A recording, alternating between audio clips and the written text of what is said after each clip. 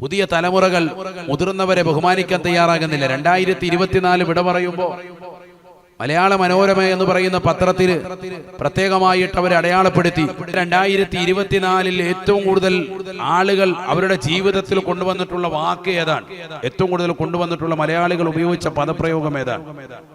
അവസാനം 31 എഡിറ്റോറിയൽ പേജിൽ അവർ തന്നെ കുറിച്ചിട്ടു. ഏറ്റവും കൂടുതൽ ആളുകൾ സർവേ നടത്തി പറഞ്ഞത് തന്ത വൈബ് എന്നുള്ള വാക്കാണ്. നമ്മുടെ മക്കളെ അല്ലാഹു കാത്തു സംരക്ഷിക്കട്ടെ. എന്താണ് ഈ തന്ത വൈബ് എന്ന് പറഞ്ഞാൽ?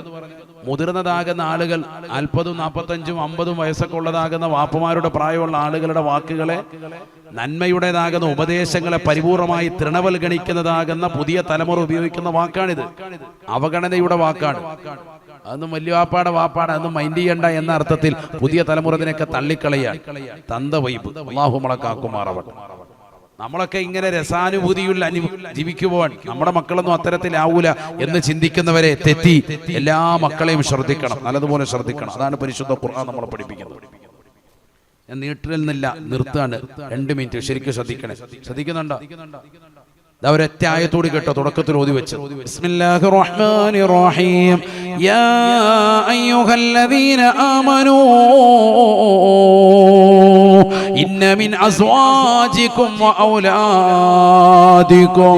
അദുവൻ ലക്കും ഫഹദറൂഹും.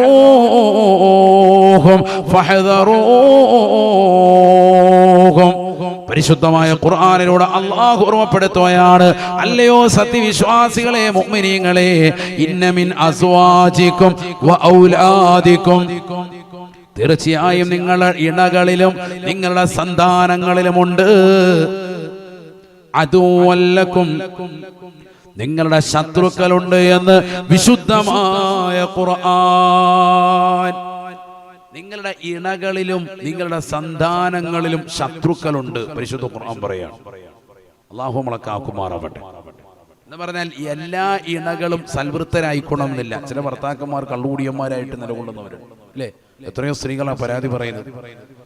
വീട്ടിൽ വന്ന് ബഹളമാണ് ഉസ്താദേ, ഒച്ചപ്പാടും ബഹളവും. ഈ അടുത്ത കണ്ടില്ലേ ഒരു സിനിമാ നടൻ തുണിയൊക്കെ പറിച്ചിട്ട് വീടിന്റെ മേൽക്കോലിൽ ഇരിക്കുന്ന കണ്ടില്ലേ? അല്ലാഹു നമ്മളെ കാത്ത് സംരക്ഷിക്കട്ടെ. അതാണ് അവസ്ഥ. ഇവരുടെ പിറകെയാണ് ആളുകൾ പോകുന്നത്, അഭിനയത്തിന്റെ കുലപതികൾ. ഇവരെയൊക്കെ പിൻപറ്റിക്കൊണ്ട് അവരുടേതാകുന്ന ശൈലികളൊക്കെ അനുഭവിക്കാൻ, കള്ളുകുടിച്ചു കൂത്തരങ്ങളെ കാണിച്ചിട്ട് അയൽവാസികളെ പച്ച ചീത്ത വിളിക്കാൻ, തുണിയെല്ലാം പറിച്ചിട്ട് ആഭാസം കാണിക്കാൻ. ആലോചിച്ച് നോക്ക്. അല്ലാഹു കാത്ത് സംരക്ഷിക്കട്ടെ. ഈ നടീനടന്മാരുടേതാകുന്ന അഭിനയത്തിന്റെ മികവ് കണ്ടിട്ട് എന്റെ മകനെ അത്തരത്തിലുള്ളതാകുന്ന അഭിനയ നേതാവാക്കാൻ വേണ്ടി പരിശ്രമിക്കുന്നതാകുന്ന രക്ഷിതാക്കളാണ് ഇന്ന് കൂടുതൽ. അല്ലാതെ ഖുർആന്റെ വാഹകനാക്കാനോ അള്ളാഹുവിന്റെ ദാക്കിരീങ്ങളിൽ പെട്ടതാകുന്ന അമ്പങ്ങുന്ന് വീരാനൂരിയപ്പെ പോലെയുള്ള മഹത്തുക്കളിൽ ഉൾപ്പെടുത്തി ഒരു സൂഫീസ ജീവിതം നയിക്കുന്ന മഹൽ വ്യക്തിത്വത്തിലേക്ക് മാറാനോ പുതിയ തലമുറയ്ക്ക് ചിന്തയില്ല. അവരൊക്കെ അപരിഷ്കൃതർ, അവരൊക്കെ മോശപ്പെട്ട ആളുകൾ, അവരൊക്കെ ദുനിയാവുമായി യാതൊരു ബന്ധവുമില്ലാത്ത സാലിഹീങ്ങളാണ് എന്നുള്ള തിരിച്ചറിവ് ഈ സമുദായത്തിന് നഷ്ടപ്പെട്ടു പോയി. അവരൊക്കെ ലോകറിയാത്തതാകുന്ന വിഡ്ഢികളായിട്ടാണ് ആളുകളെ മനസ്സിലാക്കുന്നത്. എന്നാൽ യഥാർത്ഥ ബുദ്ധിമാന്മാർ അവരായിരുന്നു. ഇന്ന ലില്ലാഹി ഇബാദൻ ഫുതന തല്ലഖുദ് ദുനിയ വഖാഫുൽ ഫിതന. അവരാണ് ബുദ്ധിമാന്മാർ. നമ്മൾ അവരെ അവഗണിക്കാൻ, അവരുടെ വാക്കുകളൊക്കെ തൃണവൽഗണിക്കുക, അവര് ലോകം തിരിയാത്തവരാണെന്ന് പറഞ്ഞ് കളിയാക്കി നടക്കാൻ. നമ്മളെന്നിട്ടോ ദുനിയാവ് വാരിപ്പുണരാൻ ഈ നടന്മാരുടെയും നടിമാരുടെയും പിറകെ കൂടുകയാണ്. അല്ലാഹു നമ്മളെ കാത്ത് സംരക്ഷിക്കട്ടെ. അതുകൊണ്ടെന്താ മക്കളെയൊക്കെ പാട്ട് പഠിപ്പിച്ചിട്ട് ഏതെങ്കിലും റിയാലിറ്റി ഷോകളിലൊക്കെ പങ്കെടുപ്പിച്ചിട്ടൊന്ന് മുഖം കാണിച്ച അല്ലോ ഉമ്മാക്കും വാപ്പാക്കും സ്വർഗം കിട്ടിയ മാതിരിയാണ്. വീട്ടിൽ 2 ചാനലുകാർ വന്ന് തീർന്ന്. അവർക്ക് അതിനേക്കാൾ വലിയ സ്വർഗം വേറൊന്നുമില്ല. നമ്മളൊക്കെ അതിന്റെ പിറകിൽ ഓടുകയാണ്.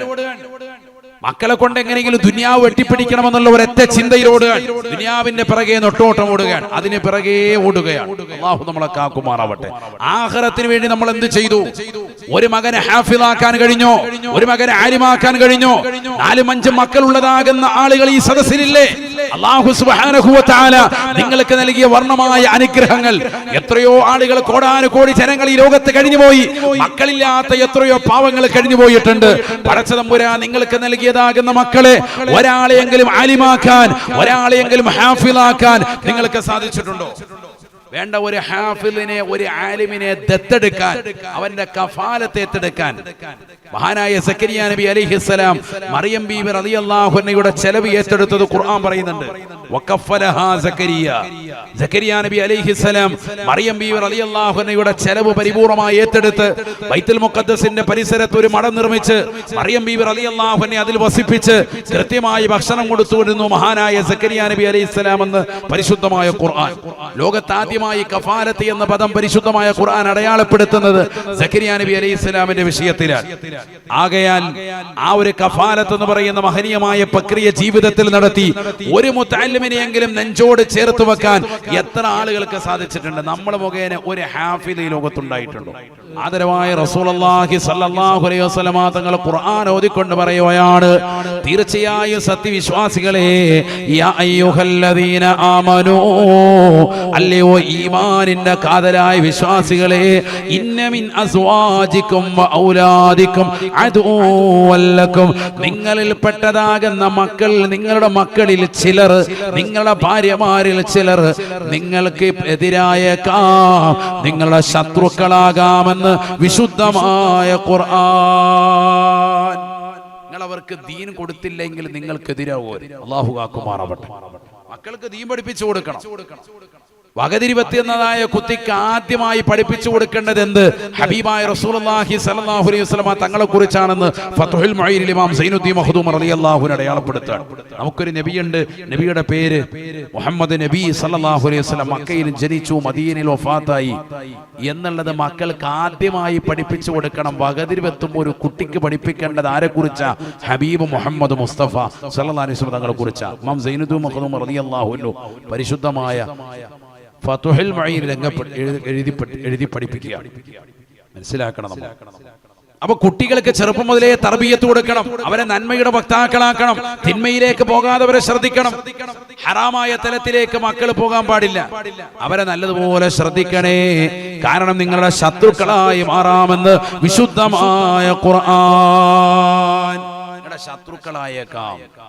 നിങ്ങൾ അവരെ ഉപദേശിച്ചിട്ടില്ല എങ്കിൽ അവർ നിങ്ങളുടെ ശത്രുക്കളാകാം. അതുകൊണ്ട് ഫഹ്ദറൂഹും, ഖുർആൻ പറയാ, നല്ല ജാഗ്രത വെച്ച് പുലർത്തണം മക്കളുടെ വിഷയത്തിൽ. ഖുർആൻ അങ്ങനെ പറഞ്ഞത്. ഫഹ്ദറൂഹും ഫഹ്ദറൂഹും, നിങ്ങൾ അവരെ നല്ലതുപോലെ ശ്രദ്ധിക്കണേ, നല്ലതുപോലെ ശ്രദ്ധിക്കണേ, നല്ലതുപോലെ ശ്രദ്ധിക്കണേ. മക്കളുടെ വിഷയത്തിൽ ജാഗ്രത പുലർത്തണം. അല്ലാഹു തൗഫീഖ് നൽകട്ടെ, അല്ലാഹു തൗഫീഖ് നൽകട്ടെ. ഇന്നമാ അംവാലുകും വഔലാദുകും ഫിത്ന, ഇന്നമാ അംവാലുകും വഔലാദുകും ഫിത്ന. തീർച്ചയായും നിങ്ങളുടെ സമ്പത്തും നിങ്ങളുടെ സന്താനങ്ങളും നിങ്ങൾക്ക് നാശമാണ്, നാശമാണ്. ദീനനുസരിച്ചുകൊണ്ട് നിങ്ങളുടെ സമ്പത്ത് കൊണ്ടുപോയിട്ടില്ല എങ്കിൽ അല്ലാഹുവിന്റെ പള്ളിക്ക് വേണ്ടി, മദ്രസയ്ക്ക് വേണ്ടി, ദീനീ സ്ഥാപനങ്ങൾക്ക് വേണ്ടി, യതീംഖാനകൾക്ക് വേണ്ടി, മുത്തഅല്ലിമീങ്ങൾക്ക് വേണ്ടി, പാവപ്പെട്ടതാകുന്ന സമുന്നതരായ വ്യക്തിത്വങ്ങൾക്ക് വേണ്ടി, ഉലമാക്കൾക്ക് വേണ്ടി, ഉമറാക്കൾക്ക് വേണ്ടി ദീനിനെ നിങ്ങൾക്ക് സഹായിക്കാൻ സമ്പത്ത് കൊണ്ട് സാധിച്ചിട്ടില്ല എങ്കിൽ ഈ സമ്പത്ത് നിങ്ങൾക്ക് എതിരായി സാക്ഷിപത്രമാകുമേ. ഇന്നമാ അംവാലുകും വഔലാദുകും ഫിത്ന, ഈ സമ്പത്തും നിങ്ങളുടെ സന്താനങ്ങളും നിങ്ങൾക്ക് നാശമാണ്, നാശമാണ്.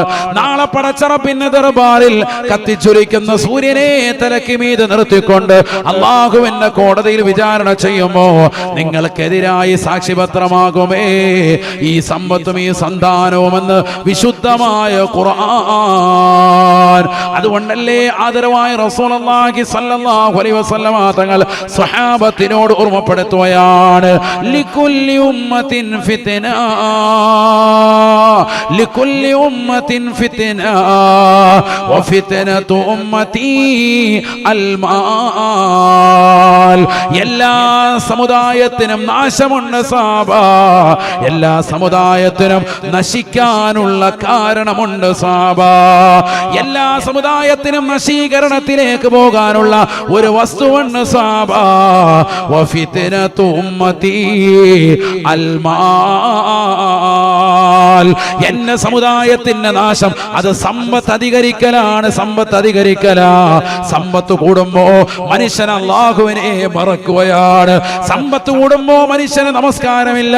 സമ്പത്ത് കൂടുമ്പോൾ മനുഷ്യന് ദിക്റില്ല. സമ്പത്ത് കൂടുമ്പോൾ അല്ലാഹുവിനെ ഓർക്കുന്നതായ വ്യക്തിയല്ല. ആലിമീങ്ങളെ ബഹുമാനമില്ല. മുതഅല്ലിമീങ്ങളെ ആദരിക്കുന്നില്ല. ദീനീ സ്ഥാപനങ്ങളെ കണ്ണെടുത്താൽ കണ്ടുകൂടാ. സമ്പത്ത് കൂടുമ്പോ ദീനിനോട് പുറംതിരിഞ്ഞു നിൽക്കുന്ന അവസ്ഥയാണ്. വഫിത്നതു ഉമ്മത്തി അൽമാൽ. എല്ലാ സമുദായത്തിനും നശിക്കാൻ ഒരു കാരണമുണ്ട് സഹാബ. എന്റെ സമുദായത്തിന്റെ നാശം അത് സമ്പത്താണ്. സമ്പത്ത് അധികരിക്കലാണെന്ന് ഹബീബുനാ റസൂലുള്ളാഹി.